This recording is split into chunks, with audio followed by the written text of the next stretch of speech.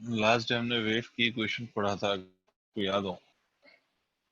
Wave की equation में हमने पढ़ा था y is equal to a sin omega t minus of kx for a wave traveling towards right। ठीक है, अगर यही वेव लेफ्ट की तरफ ट्रेवल करे तो y is equal to a sin omega t plus of kx हो जाएगा। अच्छा, इस इक्वेशन को मैं दूसरे और भी मेथड से लिख सकता हूँ, ध्यान से देखना बेटा। मैं आपको एक बात बता दूं, तो ओमेगा को हम ऐसे लिखते हैं 2 पाई/t और लिखते हैं 2 by lambda. k is basically called as wave number. यहाँ पर जो k है ना, ये वाला k, इसको हम बेसिकली कहते हैं wave number. This k is wave number and this omega is called as angular frequency. ये जो ओमेगा है अपना, this is called as angular frequency. और इसकी वैल्यू, ओमेगा की वैल्यू कितनी आती है? 2 पाई/t। और इस वेव नंबर की वैल्यू कितनी आती है? तो 2 pi lambda. These are two values. इसका मतलब मैं y को ऐसे भी लिख सकता हूँ, a sin 2 pi t multiplied by t minus of 2 pi lambda multiplied by x। तो y is equal to a sin 2 pi, अगर मैं बाहर कर दूं 2 पाई, तो ये कितना हो जाएगा? t/t minus of x lambda. This is also the way of writing the same wave equation. ये भी एक तरीका है इसी वेव इक्वेशन को लिखने का। एक तरीका तो ये है कि y is equal to a sin omega t minus of kx लिखें आप, या फिर आप दूसरे तरीके से इसको y is equal to a sin 2 pi t/t, मतलब small t by capital T minus of x by lambda, where x will be the position or the location of the particle and lambda is the wavelength.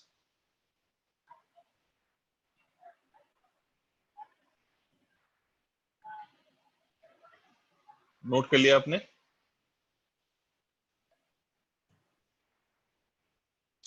अब देखिए, इससे related मैं एक छोटा सा सवाल आपको देता हूँ, छोटा सा सवाल, and I ask you different thing in that.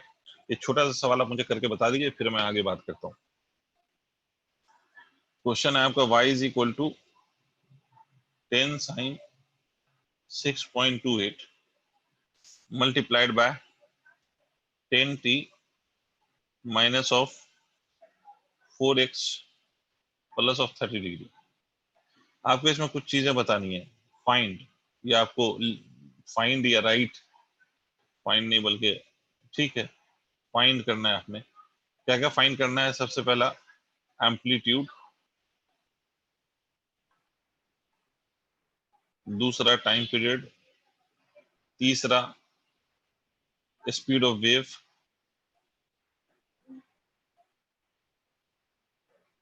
चौथा फ्रीक्वेंसी। ठीक है, ये चीजें हैं जो आपने फाइंड करनी है। पांचवा initial phase.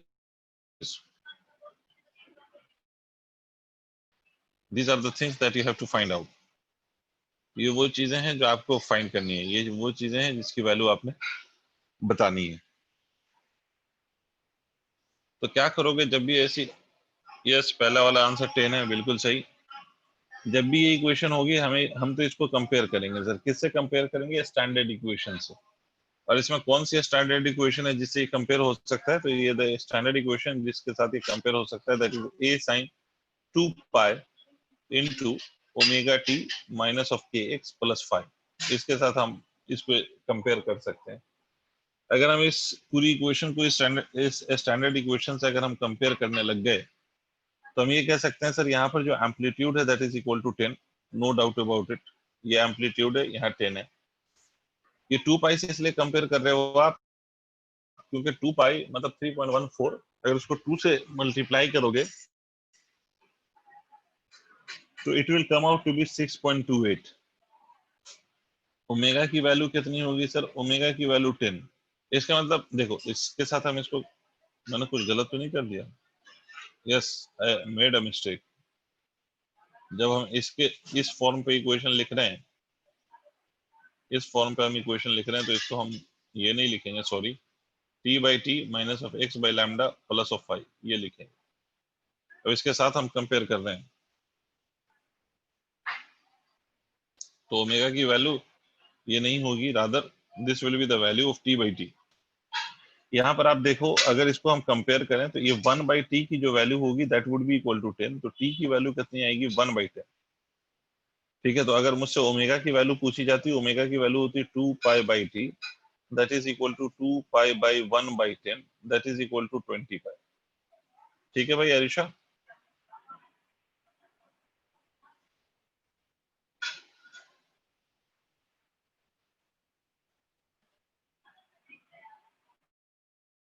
Okay, similarly next competition, x by lambda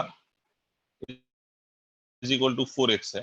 इसका मतलब x by lambda is equal to 4x है। इसका मतलब है कि अगर मैं इन दोनों को कंपेयर करूं तो मैं ये कह सकता हूं कि x से x कैंसिल हो गया, तो 1 by lambda is equal to 4 है। मतलब लैम्डा इज इक्वल टू कितना है 1 by 4, ये लैम्डा की वैल्यू है। अच्छा, स्पीड ऑफ वेव और लैम्डा इन दोनों की वैल्यू हमें पता है। देखो स्पीड ऑफ वेव हमने निकाल ली है, तो स्पीड ऑफ वेव हमें याद होगा लैम्डा बाई टी होता था। तो स्पीड ऑफ वेव कितना हो जाएगा, lambda is equal to 1 by 4, time period is equal to 1 by 10। तो speed of wave is equal to कितना हो जाएगा, that will be equal to 10 by 4। Speed of wave समझ में है कि स्पीड ऑफ वेव होता है wavelength divided by the time period. तो वेवलेंथ हमें गिवन है, वेवलेंथ इज 1 by 4 और टाइम पीरियड हमारा कितना है 1 by 10। तो 1 by 4 will be divided by 1 by 10 and you will get the value of speed.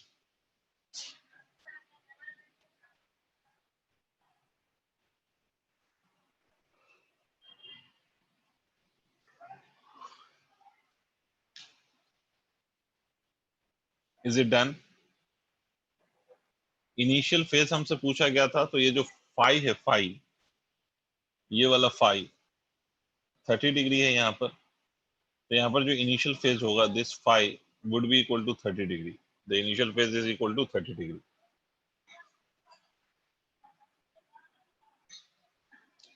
देखो ये तो सिंपल सी इक्वेशन फॉर वेव थी। अब हम कुछ और बातों पे आते हैं। मैंने कहा था आपसे लास्ट डे कि speed of wave and the velocity with which particle oscillates, they are not same.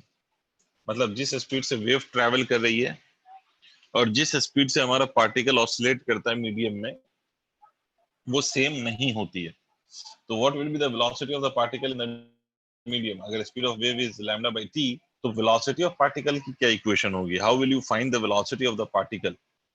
तब इस बात को देखिए, वेलोसिटी ऑफ पार्टिकल के लिए हम ये पहले फिर से इक्वेशन लिखते हैं, y is equal to a sin omega t minus of kx। This is the equation which represents the displacement of the particle at any time t। ये जो इक्वेशन है, इसमें जो ये आपका y है, this y represents displacement of the particle at any time of t। a हमारा amplitude है, ओमेगा एंगुलर फ्रीक्वेंसी है, k वेव नंबर है और x पोजीशन है। तो अगर मैं इसको डिफरेंशिएट कर दूं, because this is the displacement of the particle at any time t, तो अगर इसमें इसको डिफरेंशिएट कर दूं तो I will get the value of velocity of the particle. But इसमें एक बात याद रखना कि इस वाली इक्वेशन में you have two variable, time is a variable and x is also a variable। we are having two variable in this situation, one is time, another one is x। मतलब दो दो वेरिएबल है। तो अगर आप इसको normal general differentiation करो dy by dt, अगर जनरल डिफरेंशिएशन करोगे तो you will not be able to differentiate it, because this equation is having more than one variable. In fact this equation is having two variables. General differentiation से हम उस quantity को differentiate करते हैं which has one variable, but यहाँ पर we are having more than one variable। इसका मतलब इसमें हम, आपने पढ़ा भी होगा, मैं फिर से रिपीट कर देता हूँ, इसमें we'll be using partial differentiation। इसमें हम पार्शियल डिफरेंशिएशन करेंगे। पार्शियल डिफरेंशिएशन आपको याद होगा कि if we partially differentiate an equation, तो हम उस इक्वेशन को जिसके रिस्पेक्ट में पार्शियली डिफरेंशिएट कर रहे हैं, उसके उसके रिस्पेक्ट में, हम जिसके रिस्पेक्ट में पार्शियली डिफरेंशिएट कर रहे हैं, उस वेरिएबल को तो हम वेरिएबल की तरह ट्रीट करेंगे, बट दूसरा वाला जो वेरिएबल है उसको हम कांस्टेंट की तरह ट्रीट करेंगे। क्या मतलब? जैसे for example in this situation, ये इन दिस केस, हम अगर इस इक्वेशन को टाइम के रिस्पेक्ट में डिफरेंशिएट करेंगे तो we will treat t as variable, but x we will not treat as variable, rather we will take it as a constant। x को हम कांस्टेंट की तरह ट्रीट करेंगे although it is variable, but because we are partially differentiating and we are differentiating it with respect to time, तो x को हम constant की तरह ट्रीट करेंगे। तो delta y by delta t, a इसका differentiation cos omega t minus of kx, खेल खत्म नहीं हुआ, आगे हमें किसको डिफरेंशिएट करना है, इस पूरे टर्म को omega t minus of kx को। अगर हमने ये करा तो delta y by delta t, यहाँ देखिए a cos omega t minus of kx, यहाँ पर ओमेगा टी और माइनस ऑफ kx, अगर आप ध्यान से देखेंगे तो ये जो हमारा kx है it will B treated as a constant, यहाँ पर although x is a variable but it will be treated as a constant, तो इसका differentiation 0। ओमेगा टी में omega will be as it is, delta upon delta T of t करोगे because omega constant है, time का differentiation time के respect में करोगे तो ये 1 हो जाएगा, ठीक है। इसका मतलब velocity of particle would be equal to omega a cos of omega t minus of kx। This you have to remember कि वेव के अंदर वेलोसिटी जो होती है पार्टिकल की, when the wave propagates through the medium, particle oscillates in the case of harmonic wave, and the particle के oscillation की velocity will be equal to omega a cos omega t minus of kx। दूसरा point इसमें एक बात याद रखो कि अगर इसी इक्वेशन को delta y by delta x कर लेते तो हम यही लिखते a cos omega t minus of kx, मतलब x के रिस्पेक्ट में अगर डिफरेंशिएट करते हैं instead of differentiating with respect to time, अगर x के रिस्पेक्ट में डिफरेंशिएट करते तो delta y delta upon delta x omega t minus of kx, इसको डिफरेंशिएट करते तो now this time would have been treated as a constant. Time को हम कांस्टेंट की तरह यूज करते और टाइम को अगर हम कांस्टेंट की तरह यूज करेंगे तो टाइम का डिफरेंशिएशन विल बिकम 0। इस वाले पार्ट का डिफरेंशिएशन अगर हम करते तो ये माइनस के एज इट इज रहेगा और x का डिफरेंशिएशन विल बिकम 1। तो इसका मतलब इसको हम ऐसे लिख सकते हैं कि delta y by delta x would be written as equal to minus of k multiplied by a cos of omega t minus of kx, and this quantity is called as basically slope। इस quantity का नाम slope है, मतलब अगर उसी equation को हम x के रेस्पेक्ट में डिफरेंशिएट कर दें तो what we get is the slope, और उसी इक्वेशन को अगर हम टाइम के रेस्पेक्ट में डिफरेंशिएट कर दें तो what we get is the velocity of the particle. इसको नोट करो तो I'll just show you the application of this slope।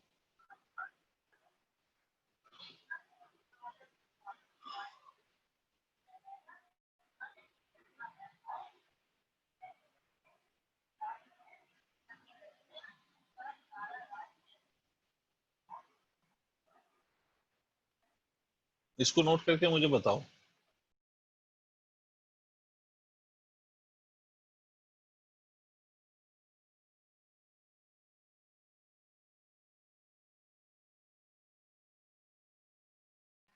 Okay अब देखो, by slope we can get an idea of the direction of motion of the particle।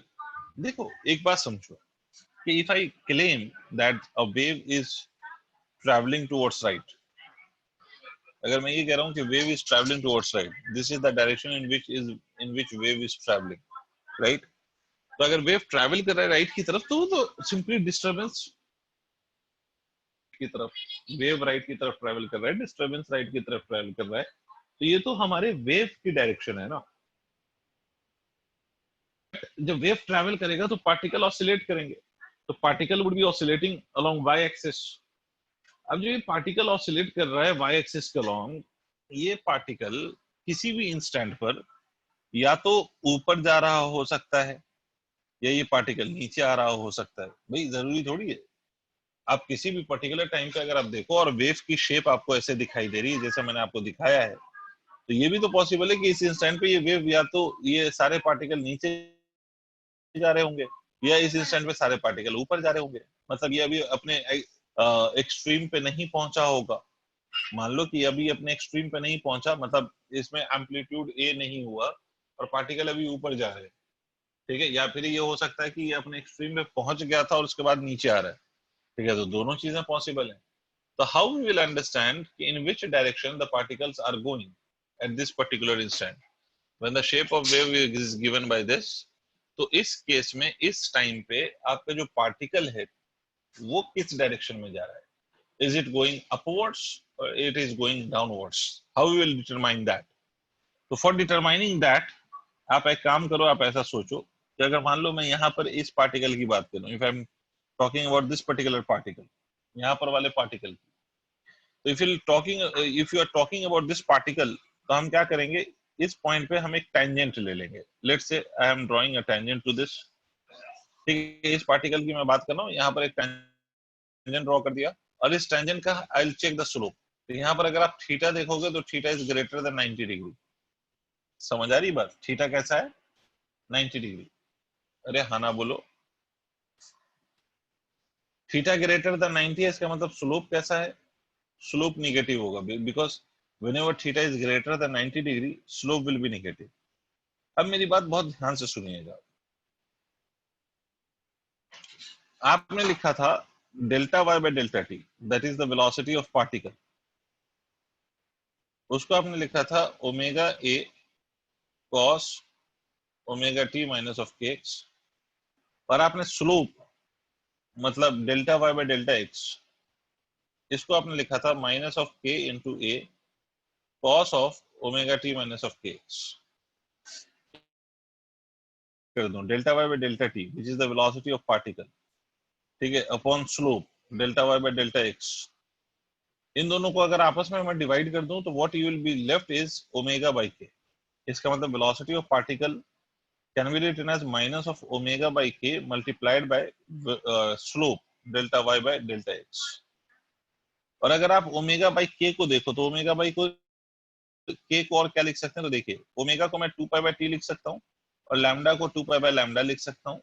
इसको further अगर मैं simplify करूँ तो मैं लिख सकता हूँ 2 pi by T multiplied by lambda divided by 2 पाई. 2 पाई से 2 पाई कैंसिल हो गया तो लैम्डा बाय टी बचेगा, और lambda by T is nothing but speed. Speed किसकी, वेव की. लैम्डा बाय टी आपको मालूम है स्पीड ऑफ वेव है. तो ये मैंने ऐसे इधर करके आपको दिखाया है, बट मैं यहाँ पर डायरेक्टली रिजल्ट लिखूंगा कि v p is equal to negative of speed of wave multiplied by slope, and slope is delta Y by delta x. ये आपका रिजल्ट है बेसिकली, ये आपका रिजल्ट है बेसिकली, है ना. मतलब you can write the velocity of particle in terms of speed of wave and slope. अब अगर मैं यहाँ पे ध्यान से देखूं कि यहाँ पर वाला जो पार्टिकल है, इस पार्टिकल का स्लोप कैसा है, निगेटिव. तो इस पार्टिकल के अगर वेलोसिटी की डायरेक्शन देखी जाए तो velocity of particle would be equal to negative of wave speed. तो वेव की स्पीड कैसी है, वेव इधर जा रहा है, तो वेव की स्पीड कैसी है, पॉजिटिव, और स्लोप कैसा है, नेगेटिव. तो velocity of particle negative into negative will become positive और not. Did you understand what I am saying, कि पार्टिकल किस डायरेक्शन में जा रहा है. Just to check that you use this formula vp is equal to minus of a speed of wave into slope at that point. जब हमने यहाँ पर माइनस, तो ये फॉर्मूले वाला एज इट इज रहेगा, तो ये माइनस साइन हमने एज इट इज लगाया, ठीक है. उसके बाद हमने बोला कि यहाँ पर स्पीड ऑफ वेव, तो wave is going towards right, the speed of wave is positive, और स्लोप यहाँ पर नेगेटिव है because this angle is greater than 90. because this angle is greater than 90, slope is negative, so negative will multiply with negative and will get positive. This means that this at this instant this particle is going upwards. इस instant पे ये particle किधर जा रहा है, upwards, ऊपर जा रहा है. Why, the velocity of this particle is coming out to be positive. Is it understood. अच्छा सर, इसी तरह से अगर मान लो कि आप इस पार्टिकल की बात करते हैं, इस पार्टिकल की, तो इस पे टेंजेंट लेते, आप यहाँ पर टेंजेंट लेते, अगर आप ध्यान से देखो तो इस पॉइंट पे जो स्लोप है ना, ये वाला स्लोप, इस स्लोप इज इक्वल टू 0 है. इसका मतलब इस पॉइंट पे जो वेलोसिटी ऑफ पार्टिकल है दैट इज 0. इसका मतलब है कि ये वाला जो पार्टिकल है that is at its extreme position. इसका मतलब ये फर्दर इस पॉइंट पे, इस इंस्टेंट पे ये फर्दर ऊपर जाता हुआ, ये ऊपर से नीचे आता हुआ दिखाई नहीं दे रहा है, ये अपने मैक्सिमम पर है इस इंस्टेंट पे.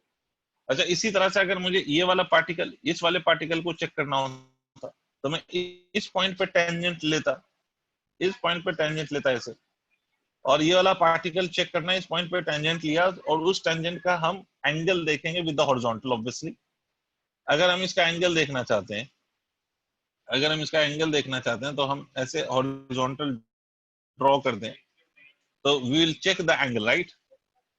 दिस एंगल इज थीटा, ठीक है. तो इस केस में अगर हम इसका स्लोप देखें, इसका slope as theta is less than 90 degree as, तो स्लोप कैसा आएगा, स्लोप विल बी पॉजिटिव, और स्लोप पॉजिटिव है इसका मतलब velocity of particle will be equal to minus sign, तो फॉर्मूले वाला as it is, slope positive है और पार्टिकल वेव की स्पीड भी पॉजिटिव है, तो ये दोनों पॉजिटिव, तो वेलोसिटी ऑफ पार्टिकल इस केस में कैसी आ रही है, नेगेटिव।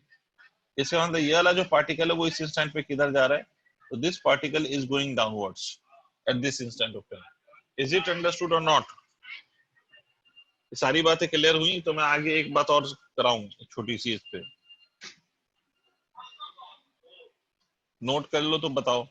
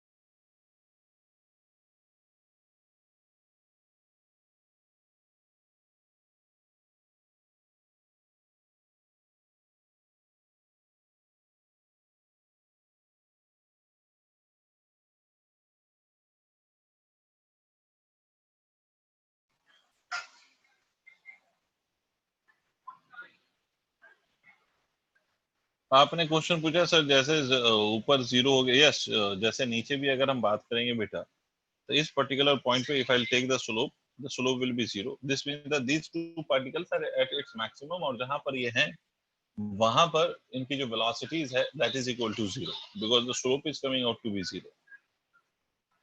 ठीक है ऋषा?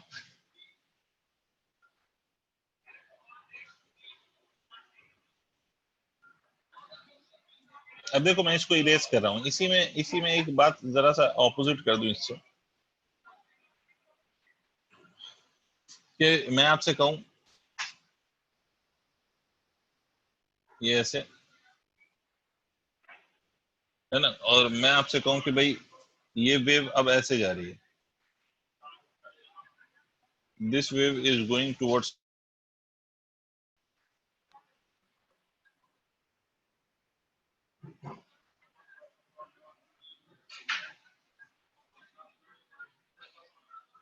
और इस पॉइंट की हम बात कर रहे हैं, ये जो पॉइंट मैं आपको शो कर रहा हूँ इसकी मैं बात कर रहा हूँ। यहाँ पर अगर if I draw the tangent and you will take the slope, तो अब देखो अभी आपने करा था ये वही चीज मैं रिपीट कर रहा हूँ, तो theta is equal greater than 90 आ रहा है, इसका मतलब है कि स्लोप कैसा आ रहा है, तो स्लोप नेगेटिव आ रहा है, बट वेव किधर जा रही है, लेफ्ट की तरफ, तो speed of wave, velocity of wave will be negative, right, because wave is going towards left, तो velocity of wave is negative, तो वेव की वेलोसिटी नेगेटिव है। इसका मतलब कि अगर मैं वेलोसिटी ऑफ पार्टिकल की बात करूं तो velocity of particle will be equal to what, तो हम कहेंगे कि minus sign multiplied by the velocity of wave and that is negative into the slope, तो स्लोप भी कैसा आ रहा है, नेगेटिव। इसका मतलब वेलोसिटी ऑफ पार्टिकल अगर पूरा यहाँ से सॉल्व करूं तो negative into negative positive, positive into negative is negative, तो ये जो वेलोसिटी ऑफ पार्टिकल है अगर आप उसको देखें तो वो नेगेटिव आ रहा है, this means that this particle is going down. यही वेव जब राइट की तरफ ट्रैवल कर रही थी, when the same wave was travelling towards right, तो जब सेम वेव राइट की तरफ ट्रैवल कर रही थी तो यही वेलोसिटी ऑफ पार्टिकल पॉजिटिव आया था। पॉजिटिव का मतलब ये था कि this particle is going upwards, और जब ये वेव लेफ्ट की तरफ ट्रैवल कर रही है तो this particle is going downwards, the velocity of the particle is coming out to be negative, means the particle is going downwards. So this is how we can determine the direction of the particle's velocity. और जो particle की velocity की direction है इसका मतलब है कि particle उसी दिशा में जा रहा होगा।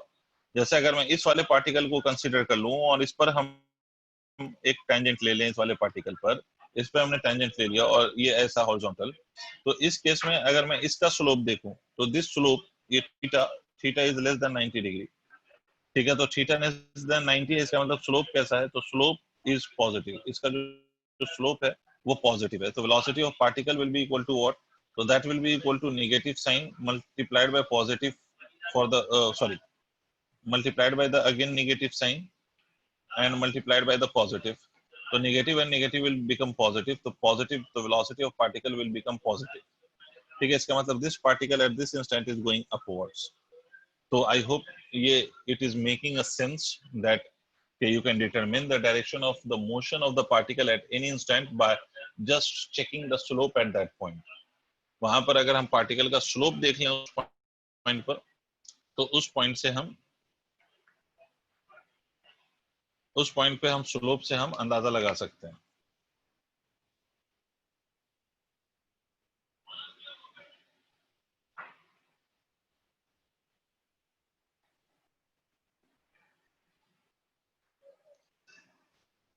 ये सब नोट कर लिया हो तो मैं आगे बात करता हूँ.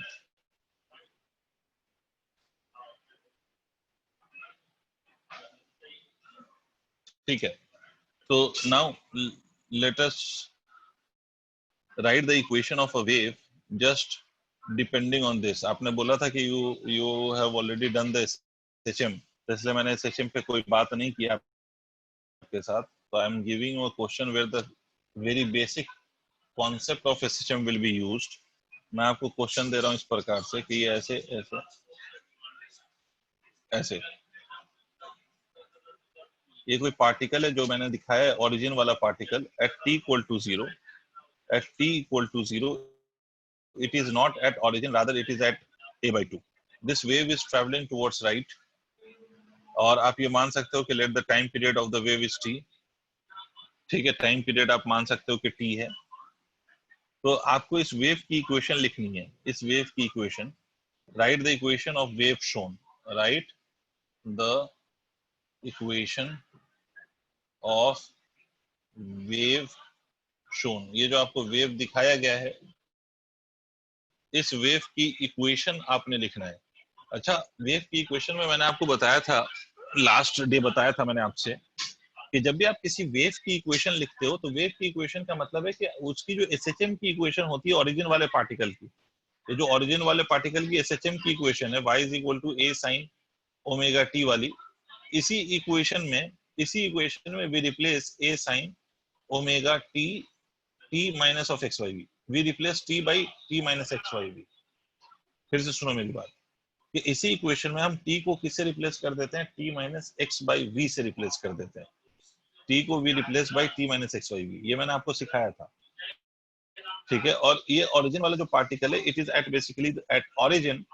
तो अगर मान लो ये पार्टिकल, ओरिजिन वाला पार्टिकल अगर t इक्वल टू 0 पर ओरिजिन पर हो तो इनिशियल फेज 0 होगा. तो y is equal to a sin omega t सिर्फ लिखा जाएगा, क्योंकि यहाँ पर जो फाई है ना, ये फाई, इसकी वैल्यू 0 होगी. आपको याद होगा ना, फाई का मतलब होता है इनिशियल फेज. इनिशियल फेज का मतलब t0 पर पार्टिकल कहाँ से स्टार्ट हुआ है, that is called as initial phase. t0 पर पार्टिकल कहाँ से स्टार्ट हुआ है, that is basically called as initial phase. उसी को हम इनिशियल फेज कहते हैं कि t0 पे पार्टिकल कहाँ से स्टार्ट हुआ है, that is called as initial phase. समझ रहे हो आप मेरी बात, उसको हम इनिशियल फेज कहते हैं. Is it clear? अब अगर मान लो कि पार्टिकल, अगर वेव आपके यहाँ से स्टार्ट नहीं हुआ, ओरिजिन वाला पार्टिकल t इक्वल टू 0 पे ओरिजिन में नहीं है, वो कहीं और है. ये बात बिल्कुल एसएचएम की तरह है कि अगर मान लो एसएचएम में बॉडी मीन पोजीशन से स्टार्ट कर रही है तो हम कहेंगे कि इनिशियल फेज 0 है. बट अगर बॉडी मीन पोजीशन से स्टार्ट नहीं कर रही है, बॉडी कहीं और से स्टार्ट कर रही है, तो initial phase will not be equal to 0. तो इनिशियल फेज 0 के बराबर नहीं होगा. ठीक है, इनिशियल फेज किसके बराबर नहीं होगा, 0 के बराबर नहीं होगा. क्लियर है, इनिशियल फेज 0 के बराबर नहीं होगा. तो इसी तरह से यहाँ पर जो आप वेव की इक्वेशन लिखोगे, उसमें ओरिजिन वाले पार्टिकल की जो ओरिजिन वाले पार्टिकल को अगर आप चेक करें तो ओरिजिन वाले पार्टिकल की पोजीशन t इक्वल टू 0 पर ओरिजिन पर नहीं है. ओरिजिन वाले पार्टिकल की पोजीशन t इक्वल टू 0 पर ओरिजिन पर नहीं है, वो कहीं और है. मतलब इसका इनिशियल फेज, पहली बात तो आप ये समझ लें कि initial phase is not equal to 0. ये इनिशियल फेज 0 के बराबर नहीं है. इसका मतलब आप simply y is equal to, देखो बस इतनी बात याद रखो कि आप यहाँ पर जो वेव की equation y is equal to a sin omega t minus of kx लिखते थे, वो यहाँ पर सिंपली kx नहीं होगा, बिकॉज यहाँ पर इनिशियल फेज भी होगा. तो बस इनिशियल फेज की वैल्यू रखनी है. बात समझिए, अगर मीन पोजीशन से पार्टिकल स्टार्ट करता t0 पर तो इनिशियल फेज की वैल्यू 0 होती है, मतलब वेव के केस में फाई की वैल्यू हम 0 लिखते हैं, बट यहाँ पर वेव के केस में फाई की वैल्यू 0 नहीं होगी, इसका मतलब है कि उसका इनिशियल फेज 0 नहीं होगा। ठीक है, तो हमें इनिशियल फेज की वैल्यू चाहिए। इसको चेक करने के लिए हम, अब आपने ये सर्कल पढ़ा या नहीं पढ़ा है सुनिए, मैं पूरा एसएचएम का कॉन्सेप्ट सर्कल से रिप्लेस कर दूंगा। आपको अगर याद हो तो प्लस ए माइनस ए, हम यहाँ से शुरू करते हैं, यहाँ पे इनिशियल फेज 0 मानते हैं, पढ़ा है सर, गुड। और इसको इस तरह से हम ऐसे इमेजिन करते हैं कि ऐसे जा रहा है। तो यहाँ पर अगर तुम देखो तो पार्टिकल की पोजीशन कैसी है, पार्टिकल की पोजीशन या डिस्प्लेसमेंट इज a/2, तो पार्टिकल का डिस्प्लेसमेंट पॉजिटिव है। But what about the velocity of the particle, particle की वेलोसिटी कैसी है? तो पार्टिकल की वेलोसिटी देखते हैं। यहाँ पर हम टेंजेंट ले लेंगे, यहाँ पर इसका ये स्लोप चेक करेंगे तो स्लोप पॉजिटिव है, तो वेलोसिटी ऑफ पार्टिकल देखो, माइनस साइन फॉर्मूले वाला, velocity of wave positive, slope भी पॉजिटिव, तो वेलोसिटी ऑफ पार्टिकल जो आएगा वो कैसा आएगा, निगेटिव। इसका मतलब पार्टिकल की पोजीशन पॉजिटिव है, बट पार्टिकल की जो वेलोसिटी है दैट वेलोसिटी इज नेगेटिव। तो ये कहां पर हम ड्रॉ करें पार्टिकल को, 1 2 3 या 4? तुम बताओगे कि किस में मैं ड्रॉ करूं पार्टिकल को, किस क्वाड्रेंट में मैं शो करूं? 1 2 3 4, मतलब मुझे ऐसा क्वाड्रेंट चाहिए जिसमें पार्टिकल की वेलोसिटी नेगेटिव हो और पार्टिकल का डिस्प्लेसमेंट कैसा दिखाऊं मैं, पॉजिटिव।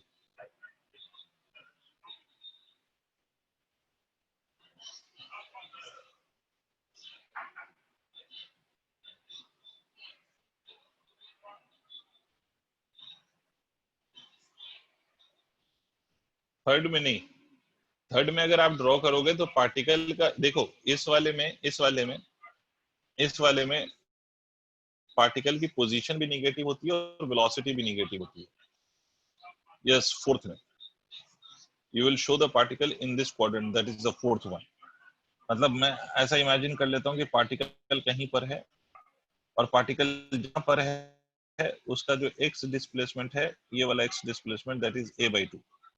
ठीक है, तो ये वाला एंगल हम निकाल सकते हैं, ये t इक्वल टू 0 पे पार्टिकल यहाँ पर निकाल सकते हैं। ये वाला अगर हम एंगल निकाल लें तो cos theta is equal to कितना होगा, base is equal to a/2 upon hypotenuse. तो cos थीटा की वैल्यू 1/2 आएगी, तो थीटा की वैल्यू 60 डिग्री आएगी। तो इसका अगर आप फेज देखोगे ना, फेज आप हमेशा याद रखो, यहाँ से t इक्वल टू 0 यहाँ से स्टार्ट होता है, बट पार्टिकल यहाँ पर है t इक्वल टू 0 पर, तो ये पूरा एंगल लिया जाएगा, ये पूरा एंगल। तो इसका मतलब जो फेज की वैल्यू है that will be equal to 90 plus of 60 is equal to 150। इसका मतलब वेव की जब आप इक्वेशन लिखेंगे तो that will be equal to a sin, ठीक है, t will be replaced by t minus of x by v, तो omega t minus of x by v ऐसे लिख दो, या चाहो तो omega t minus of kx लिख दो, प्लस ऑफ 150। ये आपका इक्वेशन आएगा किसका, तो this will be the equation for this wave whose particle at t equal to 0 is not at its mean position। मतलब वो पार्टिकल जिसका t0 पर पोजीशन 0 नहीं है, उस पार्टिकल के लिए वेव की इक्वेशन ऐसे बनेगी।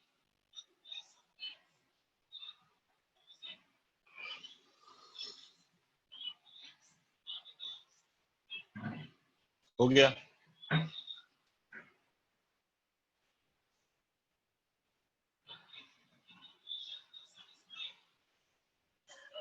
ठीक है,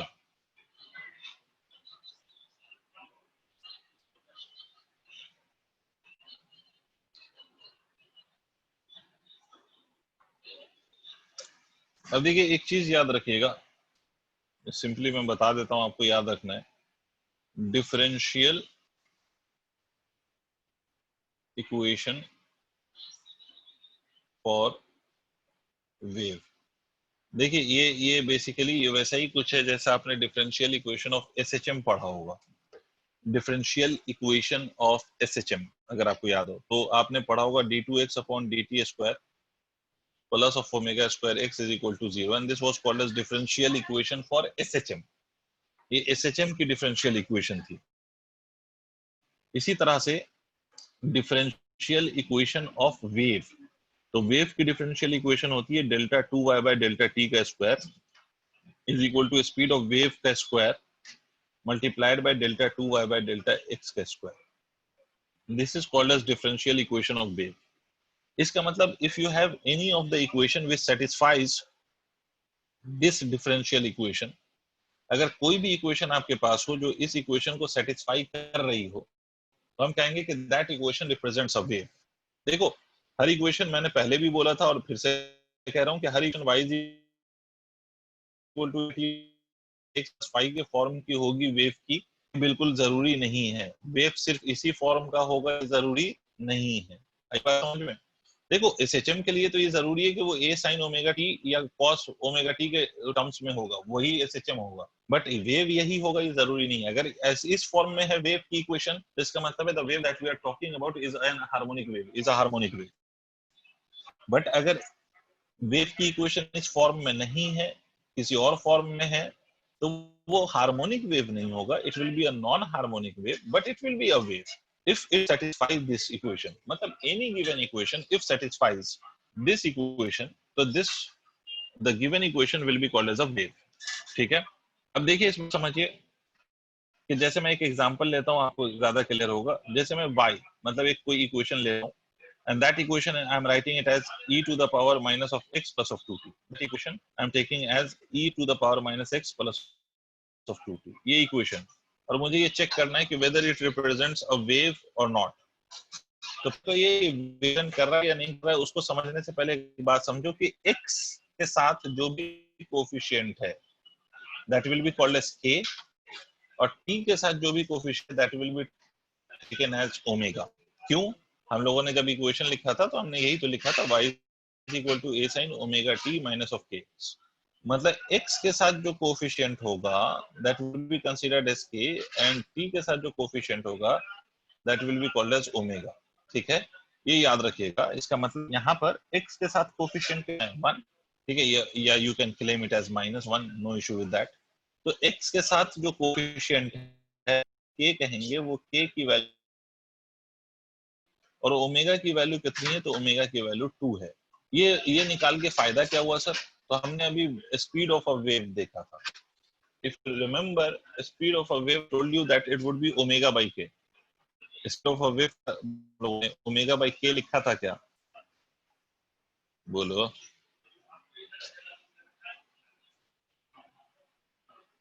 अगर हम ओमेगा बाई के कर दें तो this will be speed of wave ना, तो this will be equal to -2। ये बात समझ में आई है तो बोलो यार।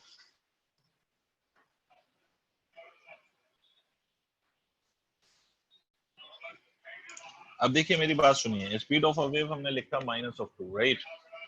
अब हमने क्या बोला कि ये अगर इक्वेशन इज अ वेव, तो इस वाली इक्वेशन को उसको सेटिस्फाई करना पड़ेगा। If it's a wave, it will have to satisfy this equation that I have just written. अब इस इक्वेशन को सेटिस्फाई करने के लिए गिवन इक्वेशन को 2 बार डिफरेंशिएट करो विद रिस्पेक्ट टू टाइम, और 2 बार डिफरेंशिएट करो विद रिस्पेक्ट टू एक्स। चलो करके देखते हैं। पहली बार डिफरेंशिएट करोगे delta Y by delta t, time के रिस्पेक्ट में डिफरेंशिएट कर रहे हैं, x will be treated as constant, तो इसका डिफरेंशिएशन आएगा 2e to the power minus of x plus of 2t। Differentiation नहीं समझ में आया तो पूछिएगा प्लीज। फिर आ जाएगा 4e to the power minus of x plus of 2t, ये आया delta 2y by delta t का स्क्वायर। इसी तरह से इसको डिफरेंशिएट करें delta y by delta x, x के टर्म्स में इसको डिफरेंशिएट करेंगे तो ये हो जाएगा minus of e to the power minus of x plus of 2t। दोबारा डिफरेंशिएट करें तो ये हो जाएगा delta 2y by delta x का square, this will become equal to plus of e to the power minus x plus of 2t। अगर आप ध्यान से देखो तो ये वाला टर्म और इस वाले टर्म में ये एक्सपोनेंशियल वाला पार्ट सेम है, ये वाला पार्ट यहाँ और यहाँ सेम है। डिफरेंस किस चीज का है? ये 4 का, और 4 को मैं v का स्क्वायर कह सकता हूँ या नहीं? इसका मतलब इस पूरी इक्वेशन को अगर तुम ध्यान से देखो तो मैं कह सकता हूँ यहाँ पर कि जो delta 2y by delta T के स्क्वायर की वैल्यू है ना, ये वाली वैल्यू, ये वाली वैल्यू, ये पूरी इक्वेशन को देखो तो क्या मैं ये कह सकता हूँ कि delta 2y by delta t का square is nothing but the v square multiplied by delta 2y by delta x का square। देखिए,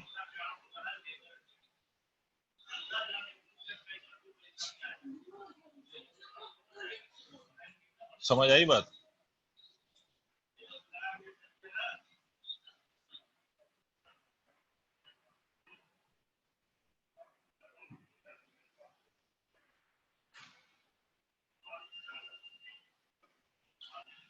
जहां नहीं समझ में आया वो पूछो please.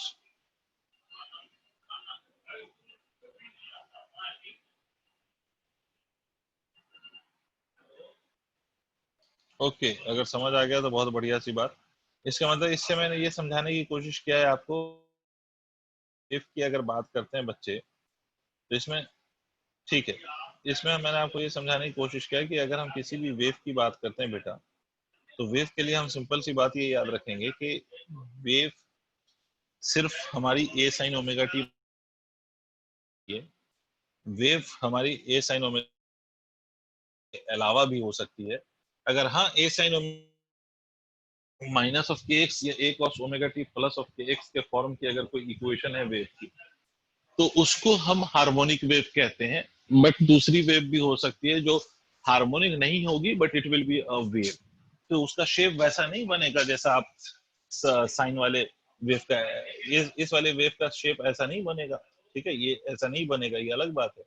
But it will this, आगे बात करता हूँ मैं। तो this was the basic concept related to the wave, कि वेव की इक्वेशन कैसे लिखते हैं हम, वेव में टाइम पीरियड क्या होता है, वेव में ये क्या होता है, वेव में वो क्या होता है, ये सब बेसिक सी चीजें थी। अब मैं दूसरी बात पे आता हूँ, which is called super position of wave. ठीक है, तो अब हम बात करेंगे सुपर पोजिशन ऑफ वेव। ये तो एक वेव की कहानी। अब अगर वेव सुपर पोजिशन क्या होता है, और सुपर पोजिशन, ये बात जो मैं बता रहा हूँ वो आपके लाइट वेव में भी कहते हो। तो सुपर पोजिशन ऑफ वेव का concept super position of wave and interference कहते हैं। एंड इंटरफेरेंस, ये आपने, ये दो चीजें आपको लाइट वेव में भी पढ़ाया जाता है। लाइट वेव मतलब वेव ऑप्टिक्स वाला जो पोर्शन आपने 12th में पढ़ा होगा, तो वेव ऑप्टिक्स में भी आपने ये पढ़ा होगा सुपर पोजिशन ऑफ, राइट। तो let us understand what is this super position of wave and what is this interference, है ना। इस पे जाने से पहले वेव की जो इंटेंसिटी, इंटेंसिटी का मतलब होता है, देखो पहली बात, ये छोटी छोटी बातें आप याद रखें तो आपको थोड़ा ज्यादा समझ आएगा। इंटेंसिटी, मैं सिर्फ वेव की इंटेंसिटी नहीं कह रहा, मैं जनरल फॉर्म लिख इंटेंसिटी का। इंटेंसिटी का मतलब होता है एनर्जी पर unit area per unit. Intensity का बेसिक मतलब होता है कितनी एनर्जी फॉल कर रही है कितने एरिया पर कितने समय में, that is basically called as intensity. इसी फॉर्मूले को हम भी लिख सकते हैं इसी को, कि 1 upon area as it is रहने दो, ये एनर्जी, ये ई स्टैंड फॉर एनर्जी है, राइट, इलेक्ट्रिक फील्ड में समझ लेना, एनर्जी डिवाइडेड बाय टाइम। तो rate of falling of energy is also called as power. इसका मतलब इंटेंसिटी का दूसरा power, this A is standing for area, right? So this can be called as power by area. Power intensity is equal to energy per unit area per unit. या तो इसको हम power by area कह सकते हैं, या हम इसको एनर्जी पर यूनिट एरिया पर यूनिट टाइम कह सकते हैं, ठीक है। एनर्जी ऑफ अ वेव, ये sorry intensity of a wave, मतलब बेसिकली अगर आप देखो तो intensity is the measure of energy that is falling on a surface.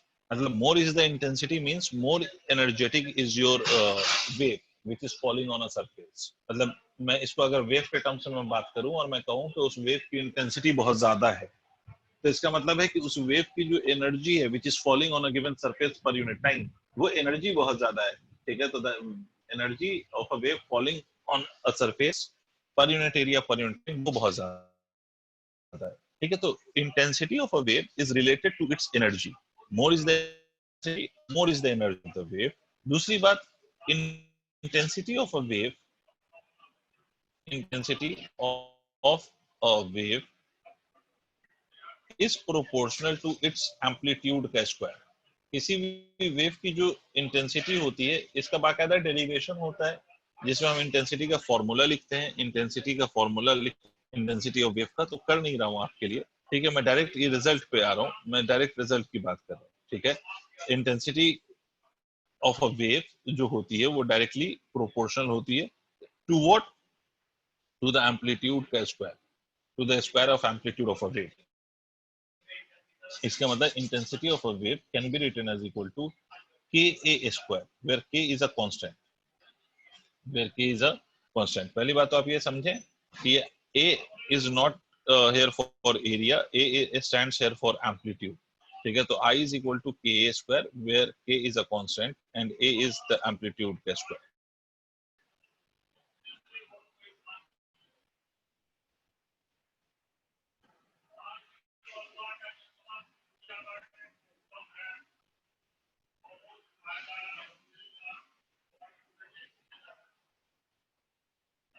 Okay, चलिए तो मैं आपको आगे की बात बताऊं. Now we move to the superposition part. एक बात तो क्लियर हो गई बेटा कि जितना ज्यादा एम्पलीट्यूड होगा वेव का, उतना ज्यादा हम कहेंगे कि उस वेव में एनर्जी है, मतलब उतनी ज्यादा उसकी इंटेंसिटी है. एंड और इंटेंसिटी जो होती है वो बेसिकली वो एनर्जी होती है ना. इंटेंसिटी जो बेसिकली होती है वो एनर्जी को रिप्रेजेंट कर रही होती है किसी भी वेव की. तो इसीलिए intensity in a wave is very important thing, right, very important parameter in a wave, right. अब बेसिकली सुपरपोजिशन क्या है, सुपरपोजिशन प्रिंसिपल क्या कहता है और इंटरफेरेंस क्या है, इस बात को समझिए. अब ऐसा समझो, we have a source S1 and we have another source S2, और इस S1 से एक वेव यहाँ इमिट हुई, एक वेव यहाँ, दोनों एक ही पॉइंट पे आ रही है. both are the waves which reaches and they reaches to the same point, right. इस वेव हमने लिखा y1 is equal to a1 times of sin of omega t minus of kx. मैं इनिशियल फेज 0 ले रहा हूँ आसानी के लिए, और इससे निकलने वाली wave a2 sin t minus kx, इस तरह से. लेट मी अस्यूम दैट कि ये जो यहाँ से वेव निकली, it covered a distance of x1 to reach this particular point and this covered a distance of x2 to reach this particular point. Now my question is कि जब इस point पर ये दो डिस्टर्बेंस पहुंचेंगे, wave is nothing but ultimately a disturbance. तो जब एक ही पॉइंट को एक ही समय पर दो डिस्टर्बेंस मिलेगा, तो ये पॉइंट का डिस्प्लेसमेंट क्या होगा, what will be the displacement of this particular point. अगर हम एक ही कहें कि एक ही समय पर एक ही पॉइंट को, मीडियम के एक ही पॉइंट को, if we are giving two disturbances, तो what will be the displacement of this point at this instant of time. इस पॉइंट का डिस्प्लेसमेंट, इस पॉइंट का डिस्प्लेसमेंट कितना होगा, this is what I am asking. तो लोगों ने बोला कि भाई इस पॉइंट का जो डिस्प्लेसमेंट होगा, that will be because of the two displacements. That means it will be displacement due to the first wave as well as because of the second wave. तो इस पॉइंट का जो नेट डिस्प्लेसमेंट होगा, that will be the vector sum of this two displacement. मतलब इन दोनों wave के displacement का ये क्या आएगा, vector sum. This will be the vector sum of the displacement of the two waves.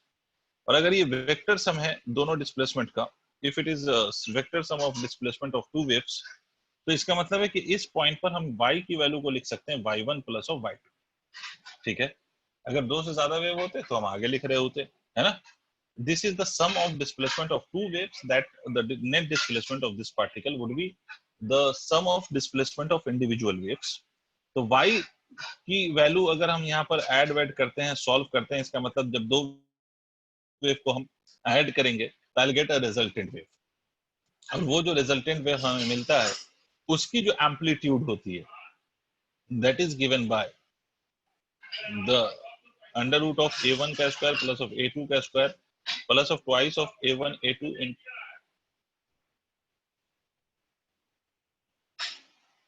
cos of delta phi.